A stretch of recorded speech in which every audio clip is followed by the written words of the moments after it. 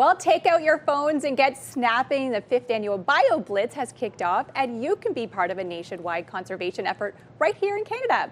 Megan Quinn joins us this morning to tell us more about this. Good morning to you. Hi, thank you for having me. We're so excited to have you here. This is so incredible. Can you tell us about this big bioblitz that's happening right now? Yes, so the Big Backyard Bioblitz is a community science event hosted by the Nature Conservancy of Canada. Okay. And what we're asking people to do is get outside and really help conservation by recording observations of any plants, animals, insects, and fungi that they see. If it's alive and outside, we want a picture of it. That's incredible. How did this all get started? So we actually did the Nature Conservancy of Canada's first BioBlitz in 2020. Okay. And during the COVID pandemic, people were really looking for an opportunity to reconnect with nature, but perhaps a little bit closer to home. Yeah. And it was so popular that we've hosted it every year since. So this year is the 5th annual Big Backyard BioBlitz. I love it. Okay, show us how it works, because this is pretty cool. Yeah, so you can see we're on the landing page here of the Big Backyard BioBlitz. It started on July 28th, and we already have over 18,000 observations. So people are out there. People love this. This is incredible. And this is something that pretty much all ages could do.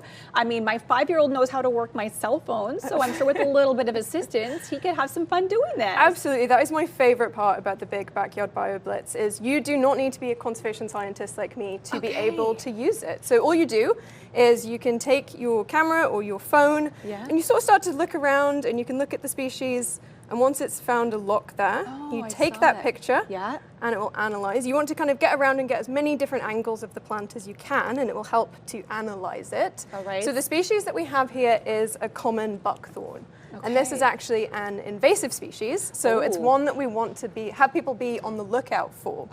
And you'll see that you know, it sort of has these very dark green leaves with little tiny teeth on them. And if it's a species that you don't know about, you can actually use the iNaturalist app to learn more about it. Wow. So it will help to teach you about what's happening in the environment, which is one of the things that I love about it. Like I said, you don't have to be a scientist to be able to do this. You can go outside and start to learn about your environment. And if people learn about the things that they have around them, the more likely they are to care about it and protect it as well. Absolutely, especially with little kids. You know, sometimes we go out to the park and there's so many different types of species of plants out there.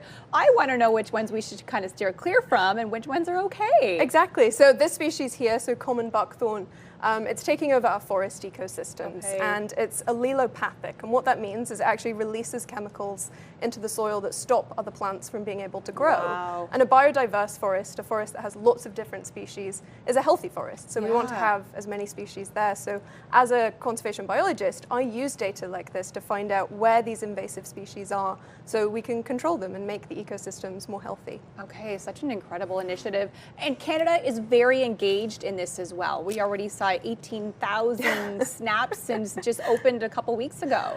Only a few days ago, actually. So it runs this year from July 28th to the 4th of August. So whether you're walking to work in the morning, you know, you might live in an urban downtown area, you might not have a garden, but you can still participate wherever you happen to be. Maybe you have long weekend plans to go camping and want to get the kids involved too. And hey, we have different bird species downtown as well, right? So you can snap animals. It doesn't have to be just grasses or plants. It could be kind of anything that you see in nature. Maybe you have a kid that's really excited about insects and you know what I saw the other day on my drive into work?